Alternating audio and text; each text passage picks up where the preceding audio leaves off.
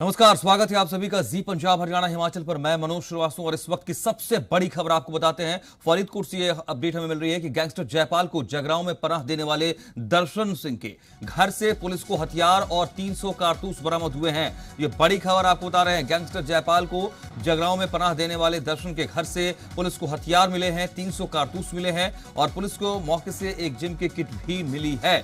साथ ही गाड़ियों की 8 के करीब आरसी भी मौके से बरामद किए गए हैं। पुलिस ने दर्शन की पत्नी को भी हिरासत में ले लिया है। दर्शन पर जगरांव में गैंगस्टर को पनाह देने का आरोप है और इसके घर रेड की गई थी और वहां से हथियार, नकली आरसी बरामद हुए हैं, जिम की किट बरामद हुए हैं। पत्नी को भी हिरासत में लिया गया है। साथ ही ये भी कहा जा रहा है कि जांच एजेंसियों ने यूपी और राजस्थान से करीब 1 दर्जन लोगों को हिरासत में लिया है। 5 दिन पहले दरअसल जगरांव की नई अनाज मंडी में गैंगस्टर जयपाल ने अपने साथियों के साथ मिलकर एएसआई भगवान सिंह और बलिंदर सिंह की हत्या की थी। इसी मामले में पुलिस ने आरोपी दर्शन सिंह के घर पर तलाशी ली थी। जगरांव में तस्करी के मामले में 2 एएसआई की हत्या करने के बाद फरार चल रहे गैंगस्टर जयपाल को पकड़ने के लिए पंजाब पुलिस ने 8 अन्य राज्यों से भी संपर्क साधा है और इसके लिए पहली बार पंजाब समेत 8 राज्यों की पुलिस ने कोऑर्डिनेशन टीम बनाई है ताकि जयपाल समेत उसके साथियों को पकड़ा जा सके, गिरफ्तार किया जा सके, जो कि दाना मंडी में हुए घटनाक्रम में जिसमें कि 2 पुलिसकर्मी शहीद हो गए थे, बलिंदर सिंह और भगवान सिंह। इनके हत्यारों को, इनके इस मामले में जो आरोपी है उनको पकड़ा जा सके। तो बड़ी खबर आपको बता रहे हैं। तमाम डिटेल्स पर लगातार जी पंजाब हरियाणा हिमाचल की नजर है हमारे साथ। इस खबर पर और डिटेल के लिए हमारे संवाददाता देवानंद भी जुड़ रहे हैं और अपडेट्स हम उनसे हासिल करते हैं। देवानंद, क्या डिटेल्स मुकम्मल तरीके से बताइए, कब ये रेड हुई है और कैसे ये तमाम जो हथियार और जो सामान बरामद हुए हैं? हाँ बिल्कुल बता दें, क्योंकि जी पंजाब पुलिस लगातार हर ठिकानों पर उनके रेड कर रही है। रेड करने के बाद उनको मालूम चल रहा है कौन कौन लोगों के साथ शामिल थे। सबसे बड़ी बात वाले जो निशान है वो जगरांव पुलिस पर आता है, क्योंकि वहां पर इतने महीने जयपाल भुल्लर जो गैंगस्टर नामी पूरे पंजाब को चाहिए वो वहां पर छुप रहा था। और वहीं पर जब जिस पर उसकी रहायश थी वहां पर जब रेड की गई तो वहां से एक तूड़ी वाला कमरा होता है, वहां से उनका वहां पर एक किट मिली जिसमें कारतूस और हथियार मिले 300 करीब। लेकिन इसकी कब कोई भी पुलिस अधिकारी अभी पुष्टि करने को तैयार नहीं, बोलने को तैयार नहीं। लेकिन एजेंसियों की माने तो काफी कुछ मिला है, क्योंकि वहां से एक आरसीएं भी मिल चुकी हैं, वो आरसी हैं जिन पर वो लूटपाट करते थे और लोगों को हथियार के बरामदगी, चोरी की तमाम जो सबूत है वहां पर मिले हैं। लेकिन सबसे बड़ी बात है कि जयपाल भुल्लर वो वहां पर आता है और 2 पुलिस मुलाजिम जो शहीद हुए हैं दाना मंडी में, उन पर उसका बड़ा हाथ नजर आ रहा है। तो और जगरांव पुलिस की तरफ से भी उनको पर एक नाम रखा गया कि जो आदमी इसके बारे में बताएगा सूचना दी जाएगी। सबसे बड़ी बात है कि अब 8 राज्यों की कोऑर्डिनेशन टीम बनाई गई है। सभी पुलिस अधिकारी, उच्च अधिकारी उसमें शामिल होंगे और जो भी उसकी सूचना देगा उसका नाम गुप्त रखा जाएगा। लेकिन पंजाब पुलिस की माने तो यूपी और हिमाचल कई लोगों को रास्ते में भी ले रखा है, उनसे पूछताछ की जा रही है। और जिनके घर में पनाह दी गई थी जगरांव में, उनके घर से जो लोगों को उठाया उनको दोबारा से फिर उठाकर पूछताछ की जा रही है कि ये हथियार किसके हैं और किसने छुपाए हैं।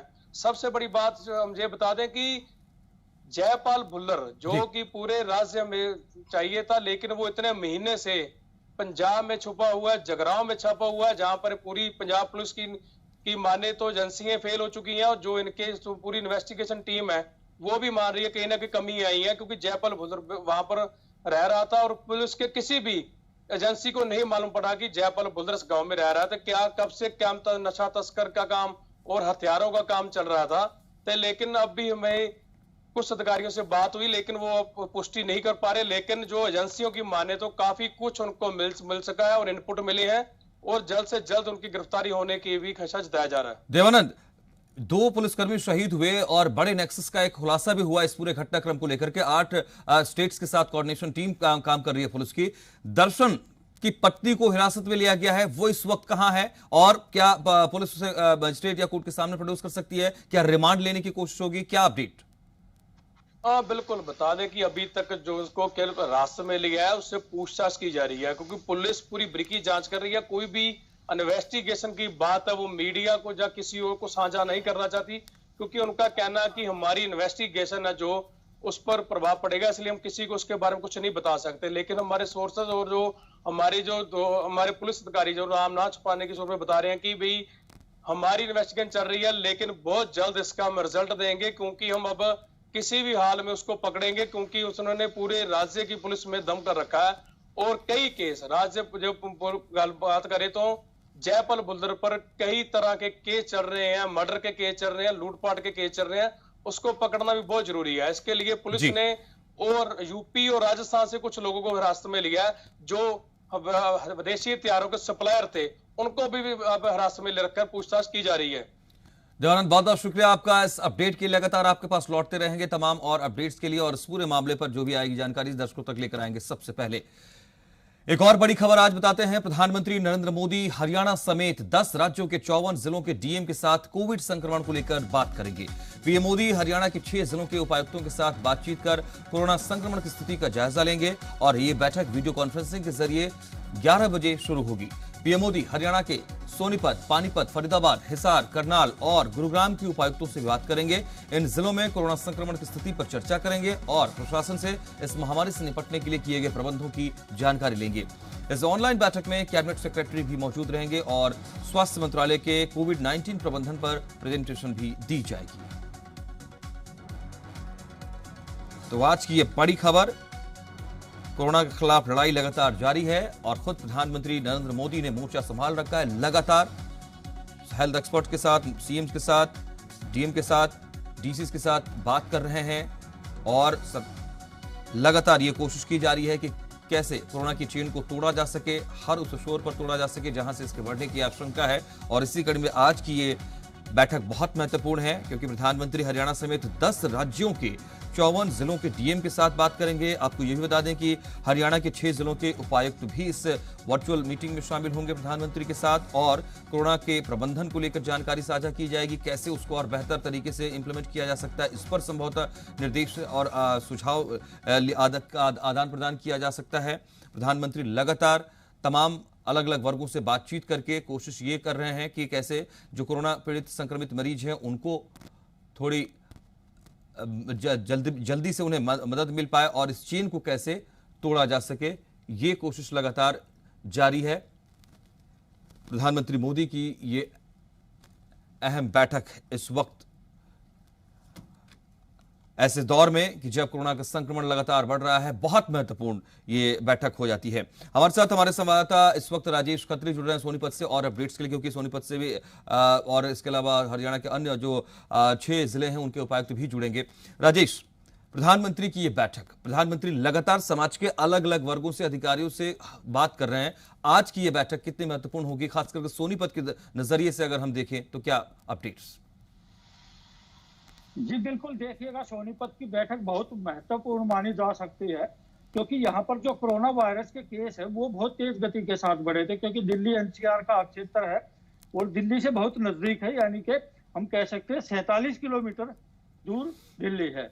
तो यहाँ पे क्या है, विशेष रूप से प्रधानमंत्री जी जो है 11 बजे जो बातचीत करने वाले हैं यहाँ के डीएम सोनीपत से, तो खास बात उसमें ये रहेगी वैक्सीनेशन किस तरह से बढ़ाया जाए, उसमें तेजी लाई जाए, ये खास बात रहने वाली है। इसके अतिरिक्त कोरोना वायरस के केस जो है वो किस तरीके से कम किए जाए, वो सुविधा बढ़ाई जाए, और वो तमाम तरह की कोशिश ये रहने वाली है कि जल्दी से इस कोरोना पर काबू पाया जाए और वैक्सीनेशन को ज्यादा से ज्यादा किया जाए, युवाओं में किया जाए और तमाम तरह के जो बुजुर्ग जो बचे हुए उनमें भी किया जाए। जी राजेश, प्रदेश की मनोहर सरकार भी लगातार कोशिश कर रही है, अलग अलग तरीके की योजनाओं की जानकारी साझा की जा रही है, चाहे वो कंसंट्रेटर की बात रही हो, कमी की ऑक्सीजन की कमी की बात रही हो, रेमडेसिविर की रही पहले बात थी, और भी तमाम चीजें। ऐसी स्थिति में सोनीपत के नजरिए से क्या किसी चीज की अभी कमी महसूस हो रही है? क्या कोई ऐसी जानकारी जो प्रधानमंत्री के साथ साझा की जाए और उसके बाद कुछ नए निर्देश मिल सकते हैं?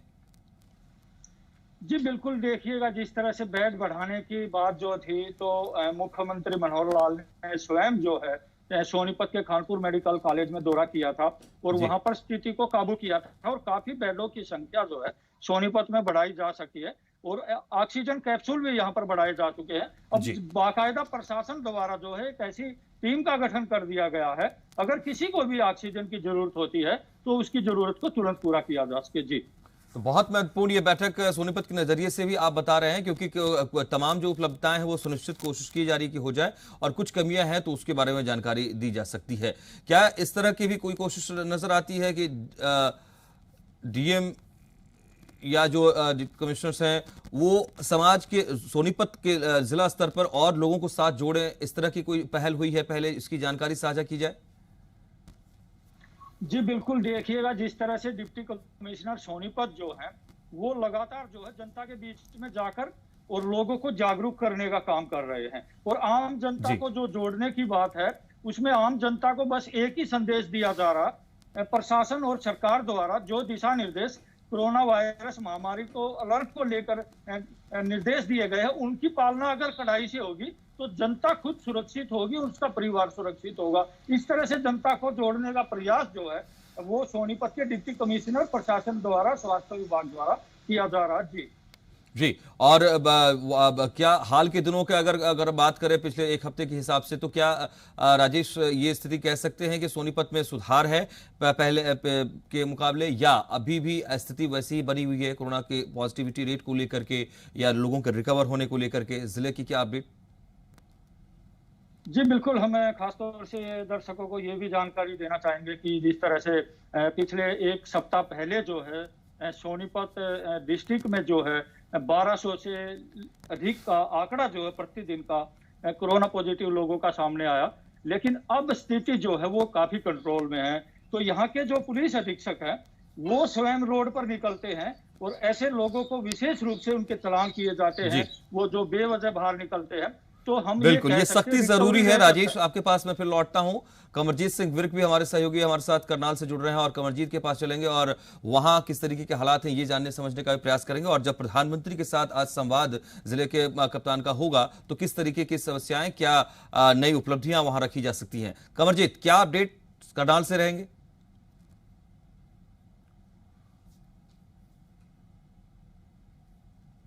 बात करेंगे उसी कड़ी में आज करनाल में पिछले कई दिनों से लगातार जब से कोविड शुरू हुआ था, चाहे पिछले 2020 की बात करें चाहे अब की बात करें, तो लगातार कोविड के जो मामले थे उस पर कहीं ना कहीं अंकुश लगाने की जरूर कोशिश की थी। और तमाम जो सुविधा थी, क्या आम लोगों को घर घर जाके कोई ऑक्सीजन की बात हो जाए, दूसरी तमाम ऐसी चीजें हैं, इन चीजों को लेकर कहीं ना कहीं अगर बात की जाए तो करनाल प्रशासन की एक अच्छी पहल रही थी। और पिछले साल कोविड के दौरान करनाल मॉडल का भी एक काफी नाम सामने आया था। इन तमाम चीजों को लेकर कहीं ना कहीं देखा जाए तो प्रधानमंत्री आज जो करनाल के डीएम है निशांत यादव, उनसे बातचीत करेंगे और उनसे सुझाव मांगे कि क्या जरूरत है और किन किन चीजों की और जरूरत है। इसके साथ सबसे बड़ी बात तो एक जरूर है कि ब्लैक फंगस के जो मामले बढ़ रहे हैं उनको लेकर भी जो जानकारी मिली, सूत्रों से जानकारी मिली है, प्रधानमंत्री उस पर भी चर्चा करेंगे। और तमाम जो गाँव ग्रामीण क्षेत्र है, गाँव में जो मामले बढ़ रहे हैं, इन सभी चीजों को लेकर प्रधानमंत्री आज जो डीएम करनाल है उनसे बातचीत करेंगे, उनसे सुझाव लेंगे।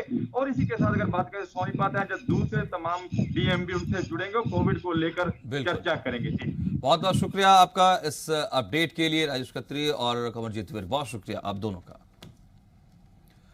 और अब कोरोना अपडेट्स आपको बता देते हैं राज्यवार तरीके से। पंजाब की सबसे पहले बात करेंगे। पंजाब में 24 घंटे में कोरोना के 6,407 नए मामले आए हैं और पंजाब में 24 घंटे में ही कोरोना के 7,872 मरीज स्वस्थ हुए हैं। यहां 24 घंटे में कोरोना से 208 मरीजों की मौत हुई है और कोरोना के 70,499 सक्रिय मरीज अभी भी हैं।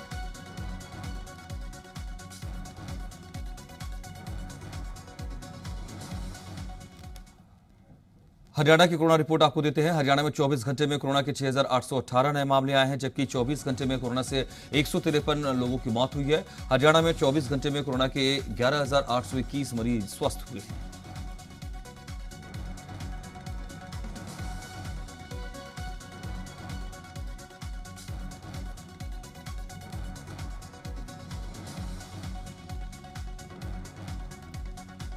और हिमाचल प्रदेश का जिक्र करें तो यहां 24 घंटे में कोरोना के 3,396 नए मामले आए हैं, जबकि 24 घंटे में ही कोरोना के 3,090 मरीज स्वस्थ भी हुए हैं।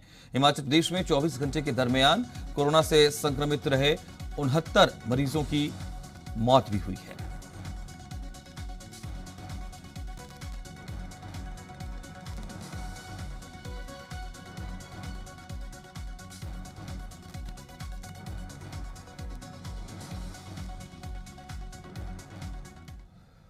और कोरोना को फैलने से रोकने और मरीजों की सुविधा को देखते हुए सरकार ने बड़ा फैसला लिया है। अब लोग अपने घरों में रहकर ही कोरोना की जांच करेंगे। बाकायदा इसके लिए आईसीएमआर ने एक किट को मंजूरी दी है। किट के जरिए आप घर में बैठे बैठे अपनी नाक से सैंपल लेकर कोरोना की जांच कर पाएंगे। आपको बता दें कि ये किट क्या है, ये कैसे काम करती है। दरअसल किट का नाम कोविसेल्फ है और इस किट से सैंपल की जांच करने के लिए आपको मोबाइल ऐप डाउनलोड करना होगा। इसके बाद जो सैंपल लिया गया है उसके स्ट्रिप पिक्चर को जिस मोबाइल में आपने ऐप डाउनलोड किया है उसी से खींचकर अपलोड करना होगा।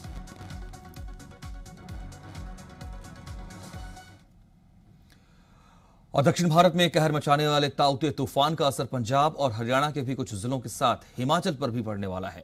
चंडीगढ़ मौसम विभाग के निदेशक ए.के. सिंह ने इस बाबत जानकारी दी है। उन्होंने बताया कि पंजाब और हरियाणा के कुछ जिलों में जोरदार बारिश और तेज हवा चलने की संभावना है। ऑरेंज अलर्ट को बदलकर येलो अलर्ट में भी तब्दील किया गया है। तो हिमाचल में भी ताउते चक्रवात की वजह से 23 मई तक मौसम खराब रहेगा। मौसम विभाग ने हिमाचल प्रदेश के अधिकतर क्षेत्रों के लिए येलो अलर्ट जारी किया है। इसके चलते तेज हवाएं और जोरदार बारिश का अनुमान है। वहीं कई इलाकों में ओले भी गिर सकते हैं। मौसम विभाग के मुताबिक ताउते चक्रवात की वजह से ये असर दिखेगा। हाँ, अभी जो पिछले 24 घंटों में हिमाचल प्रदेश में मौसम थोड़ा ख़राब चल रहा है। जो कुछ एक जगह पे बारिश भी रिपोर्ट हुई है और जो क्लाउडीनेस है वो पूरे हिमाचल प्रदेश में कल से चल रही है। अभी जो बारिश है वो डिस्ट्रिक्ट चंबा और डिस्ट्रिक्ट सिरमौर में लास्ट 24 आवर में रिकॉर्ड की गई। जो डिस्ट्रिक्ट चंबा है वहाँ पे 20 से 25 मिलीमीटर में बारिश जो है वो रिकॉर्ड हुई है। और जो तापमान है उसमें भी गिरावट रही। जो दिन के तापमान है वो लास्ट 24 आवर में 5 से 6 डिग्री ड्रॉप हुई।